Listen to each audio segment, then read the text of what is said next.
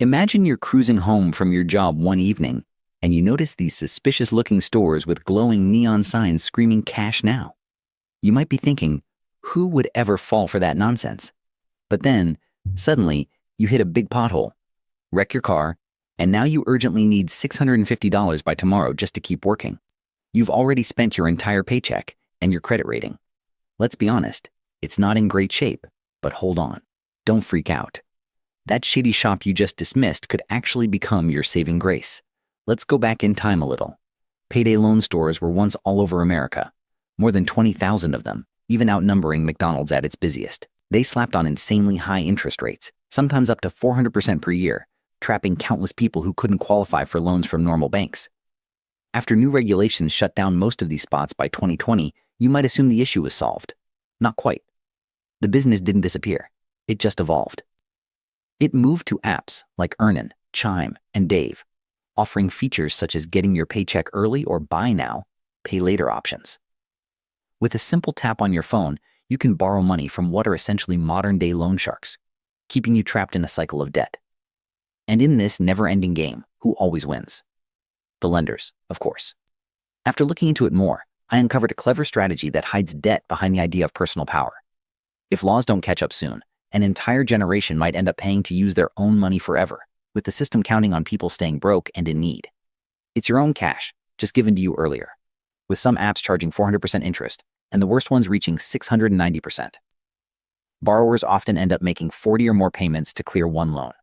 Plus, 76% of payday loans are simply rolled over to cover past ones, creating an endless debt loop. Why does desperation lead to profits? To grasp how we shifted from creepy physical stores to smooth apps, keep this in mind. Nothing here is truly new. As long as people face tough times, someone will make money off it.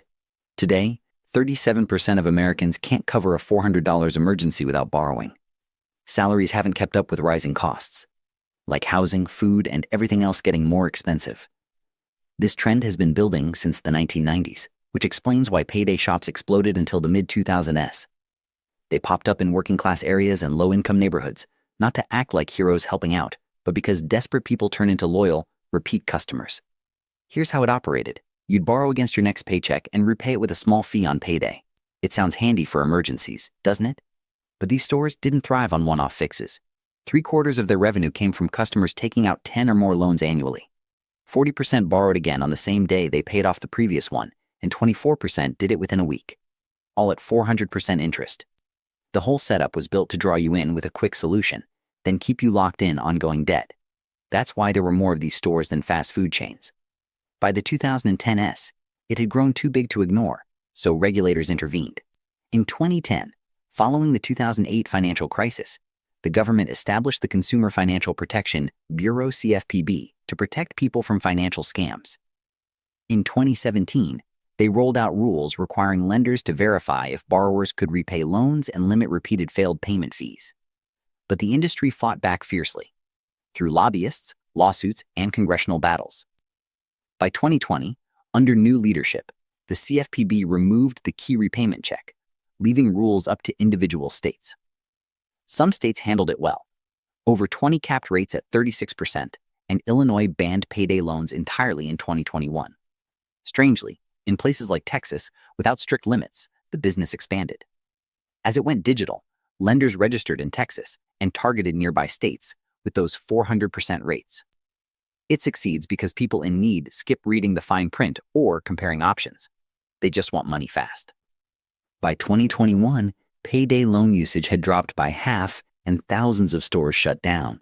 It looked like regulations had triumphed, but the demand for quick cash didn't vanish. It actually worsened. So the industry attracted new investors with deeper pockets. Apps like Earnin, Chime, and Dave learned from past errors and bounced back stronger. What's concerning now is how news can seem biased. You encounter outrage or opinions disguised as facts. Who are these new investors with huge resources? And how did they inject billions into reviving payday lending? There are a few major players. Let's begin with private equity firms. They've been interested in payday loans for years, and their influence has surged lately. Even as physical stores declined, by 2017, private equity controlled over 5,000 locations. Firms like Diamond Castle and Golden Gate Capital acquired lenders, and created massive networks, such as Community Choice Financial with nearly 500 outlets. They used the same approach in healthcare and housing: buy, merge, and maximize profits. But as stores faded, they realized the real opportunity was online. That's where venture capital entered the picture. Unlike private equity, which purchases established businesses, venture capital invests in new startups to help them grow rapidly. Quick profits aren't their top priority. They focus on gaining users, gathering data, and eventually raising prices. This rings a bell, doesn't it? Recently, VCs have poured billions into short-term credit, particularly buy now, pay later services. The sales pitch? Enjoy that meal now and split the bill into 4 payments later with no interest. And sure, some people do use it for that. VCs supporting companies like Affirm, Cheem Afterpay, and Sezzle succeeded. By 2022, 1 in 5 US adults had given it a try. But they didn't limit themselves to low-income users. They attracted Gen Z, millennials, and even those with middle to high income levels, with 1/3 earning over $100,000. In just a few years, short-term borrowing became commonplace across all income groups. The major breakthrough happened when VCs linked this to paychecks. Picture this: you work today, but your pay doesn't arrive until Friday. It's mid-month, you're running low after 2 weeks of work, and you want that special item or to place a bet. Why delay? It's my money. I want it now. That's the concept behind earned wage access. Major employers like Walmart and fast food chains team up with these services, allowing workers to get paid early for a fee. With VC support, they learned from history. They didn't label it as a loan. They promoted it as a benefit for employees, and it benefited the companies too. By 2022, users accessed their wages early an average of 27 times a year, with half doing it monthly. Just like that, payday lending became mainstream once more. Once banks, payroll companies, and others invested in buy now, pay later, and earned wage access, they became so integrated into the economy that regulating them became nearly impossible. With billions from private equity and VCs, this updated payday lending didn't just increase profits. It outpaced regulations. By the time authorities noticed, the industry had already moved to the next loophole. Now they're not only evading laws, they're changing how we view debt. With users hooked, they've mastered profiting by persuading a generation that borrowing when you're broke equals financial independence. An endless cash trap. How did payday lending succeed? It began with simplicity. Why visit a creepy store when you can borrow as easily as ordering takeout while lounging at home? But ease wasn't sufficient. They had to rethink the message. Borrowing for snacks or games feels frivolous, right? But what if it's not a loan? What if it's taking control of your finances? And dividing a Chipotle bill into installments isn't desperation. It's clever money handling. All of a sudden, it doesn't seem irrational. That's why they replace terms like loan, interest, and credit damage with empowerment, freedom, and control. Living expenses have skyrocketed across the country, with 2/3 of Americans living from one paycheck to the next. Once you accept that as normal, people stop recognizing the pitfall. Cultural attitudes shift. Unlike older generations who shun debt, Gen Z and millennials see managing it as a skill. With national debt at record levels, we've all sort of embraced it. Surprisingly, more buy now, pay later users aren't just purchasing shoes. They're piling on loans from multiple apps for essentials like groceries and medical costs. For previous generations or in better economic times, calling debt empowerment would sound absurd. But now, with so many scraping by, it actually makes sense.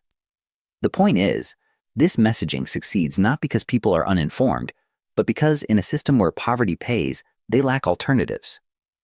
When culture requires it and the economy pushes it, these companies create a shield against regulations. Users now defend them. In 2024, the CFPB stated that buy now, pay later should follow credit card rules with complete disclosures. But the services continued expanding into online shopping, travel, and healthcare because people kept using them. When regulators targeted earned wage access, the industry was already ahead. In 2023, the CFPB argued that fee-based programs should be treated as credit. Earned wage access found a loophole with tips. Apps claim it's free, but suggest tips. Skip them, and you might lose immediate access or borrowing limits.